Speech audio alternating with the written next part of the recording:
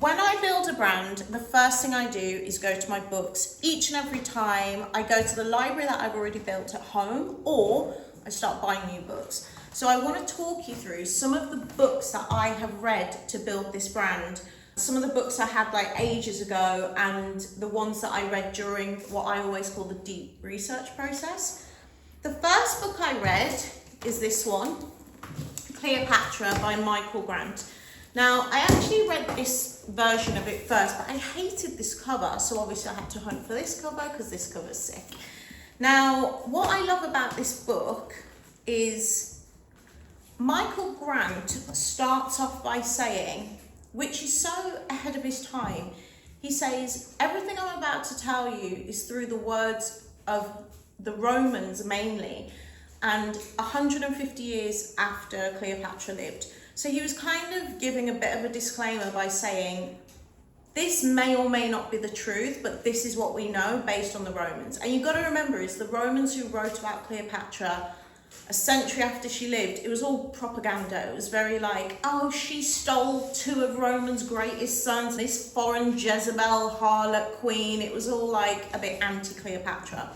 So I love that he says that up front, but it is a very, very detailed chronicle of her life with so many different stories and tidbits. And if you've ever watched the Cleopatra movie with Elizabeth Taylor and Richard Burton, which I highly recommend, you'll see that a lot of it is in this book. So yeah, shout out to Michael Grant. He did my girl Patty good. Then I read another version. So this one came out very recently. And this is quite an interesting version because he has done a narrative style of what he imagines Cleopatra felt and thought. So it's quite interesting to read what a man thinks Cleopatra felt.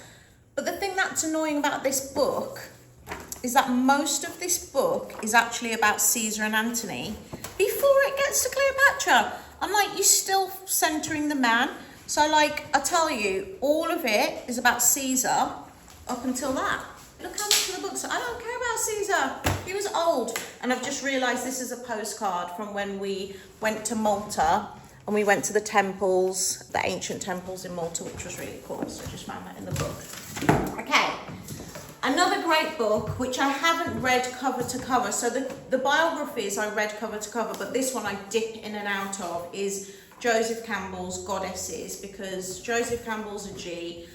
I think he's done such an incredible body of work to bring this knowledge to people. It's been amazing. And the reason I dip in and out of it is because as I feel a vibe for a goddess, I will pick this up and see if they're in it. So in this section, he's covered Sumerian and Egyptian goddesses, which was really good.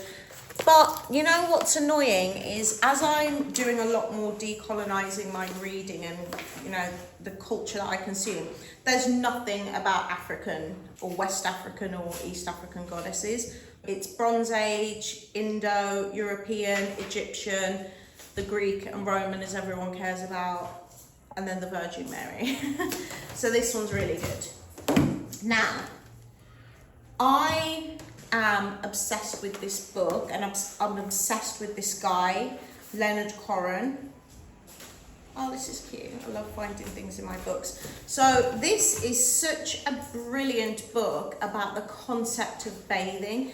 Now, when I tell people I'm building a bathing brand, they always think that it's like shower gel and just having a bath, whereas I think of bathing as any full body water immersion. So I love the idea of what a natural bath or a natural pool looks like. And in this book, and by the way, the guy who wrote this book is the founder of Wet magazine, which is a famous magazine about bathing. Like, he is obsessed with bathing culture. He did a master's degree in architecture at UCLA, but he had these like really strong ideas about how architects were not good at building bathrooms and why. So I love this book because it covers things like Japanese bathing. Like if you've been to a spa and had these things on you, I'm obsessed with them. They're like a full body massage on your back. So yeah, I love this as a philosophical, conceptual, like what does it mean to bathe? And I just want to read one part of it because it's just so good. Bathing from an undesigned point of view is a comprehensive, aesthetic experience concerned primarily with non-objective, unquantifiable and unique sensations. In other words, the bathing experience is fundamentally subjective, and the more supportive of specific subjective qualities, the better the bath. Some of the most important of these qualities are listed below. And do you know what the first quality is? And this is a principle for the brand 39 BC, pleasure. Feeling better after you bathe than you did before.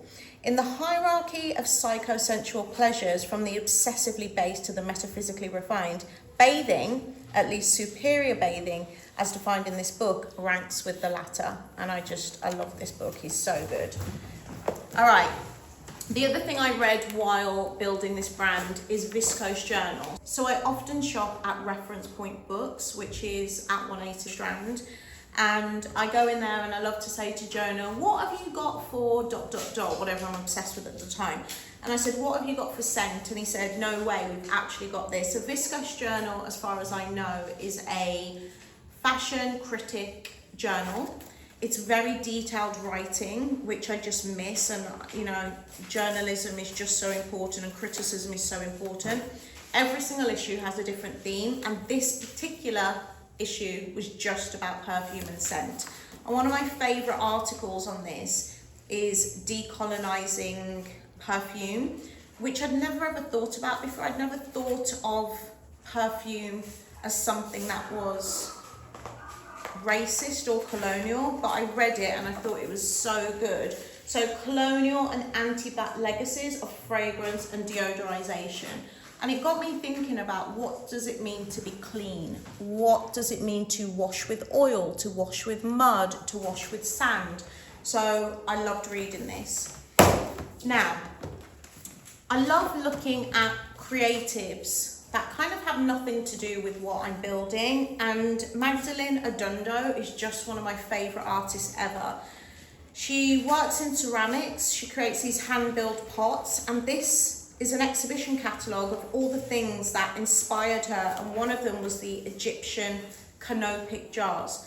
Now these, is it canopic or canopic? These jars are what, after you mummify the body, you put the organs, so the heart in one, the brain in one. The brain, I think the brain actually gets thrown away, so don't quote me on that. But you put the organs in these jars to make sure that when you go into the afterlife, you can find all the things you need to survive. But I absolutely love her work, and I cannot believe these are like hand built. Now, ceramics is such an important part of the brand because, okay, this book, this is really I'm just laughing at, like, people are going to think I'm crazy because this is like what I do. Now, this book I read ages ago. This book is women's work, the first 20,000 years. In this book I learned that the hunter is not who saved humanity, it's also the gathering. Women gathered every day, fruits, nuts, berries, but they needed to create string bags in order to carry their stuff. And that's where we start the idea of string from trees, tree fibers, and then weaving, and then linen, and then cotton. So in this book, I thought about string and string bags, and I'm sure you'll see string bags pop up in the brand as well. Like the things you use to carry things. However, the vessel, the ceramics, is what you need to carry water. And as I mentioned, this is a bathing brand, right? It's the idea of carrying water through ceramics and through vessels, like the string for the food and nourishment, and the water to like nourish your body and wash your body. Two very important parts of this brand. Staying on bathing, I haven't finished this yet. I am here because it's so detailed.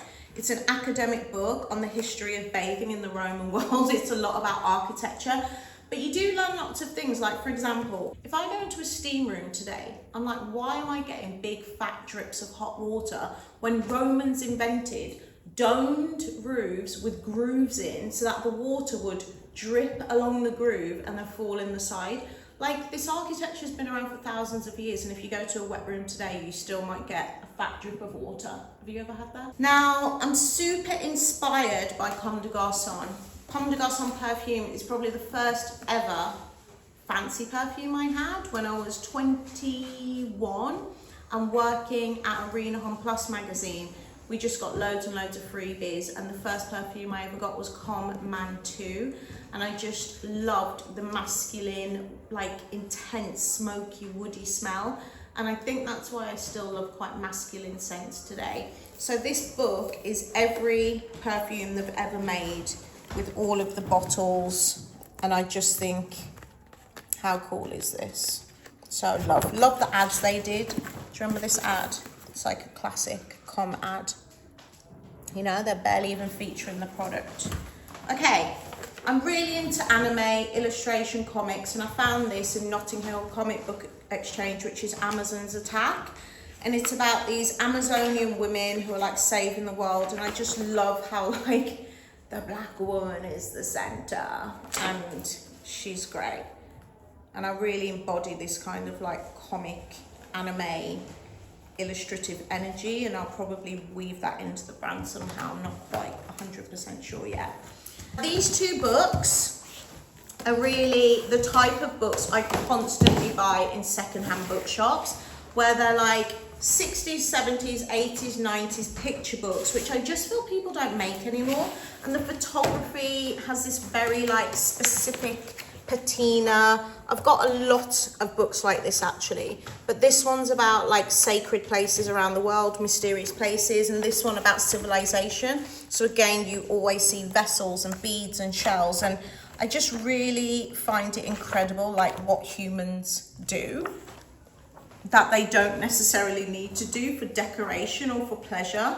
I love thinking about that. So this is another one of those books. They have a particular smell, and yeah, when I go to a secondhand shop, these are the kind of books I'm looking for. Octavian and Julius Caesar. So wait, let me tell you. Julius Caesar gave his what's the word I'm looking for? The way it worked in Roman times is when the emperor or leader died, they could pass their estate and title and power and money onto anyone. It didn't have to be their own child, and especially it was never a girl. So if you didn't have an heir, you would adopt a son. And Julius Caesar gave his estate to Octavian, which is part of the reason why there was lots of fighting and battles, which I'll get into in another video. But the reason I got this book is because it covers the 12 Caesars. It covers Julius Caesar, so I read that chapter, and it covers Octavian, who then became Augustus and the first emperor of Rome. So I haven't read the entire book, I just read those two chapters on Julius Caesar and Augustus, but I love these penguin history books. My friend took me to see the play of Antony and Cleopatra and then bought me the folio. So we watched the play of Antony and Cleopatra at Shakespeare's Globe in London, and it turned out that we'd signed up to watch a completely deaf version that was sign languaged, which was really incredible. It was like a totally meditative way to watch the play. And then my friend kindly bought me the folio afterwards, which is the original play that Shakespeare wrote, which was really kind. Almost done. If you're tired watching this video, think about me reading these books, you know.